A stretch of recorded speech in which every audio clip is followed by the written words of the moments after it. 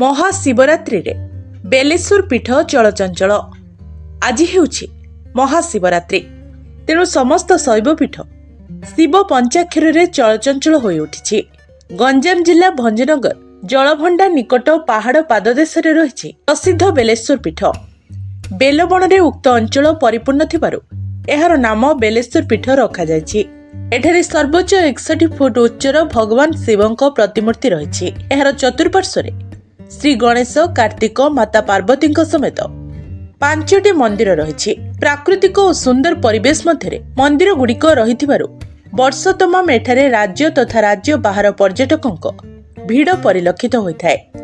आज शिवरात्रि अवसर में दिन तमाम भक्तों समागम लगी रही।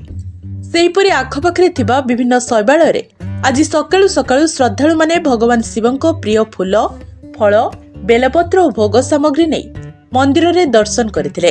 संध्या समय मध्य भगवान शिवଙ୍କୁ संतुष्ट करी आशीर्वाद लाभ करबा पई भक्त माने उपवास रही जागर जालिबा पई एकाठी होई महादीप उठिबा पर्यंत अपेक्षा करी रहछन्ती। सेहीपरि बहु स्थान रे भजन, कीर्तन, शिवपुराण भली धार्मिक कार्यक्रम आयोजन करा जायछि। शैवालय गुड़िक विभिन्न रंग बेरंग आलोकमेल सुसज्जित होइथिबारु अधिक मनोरम लागुछि।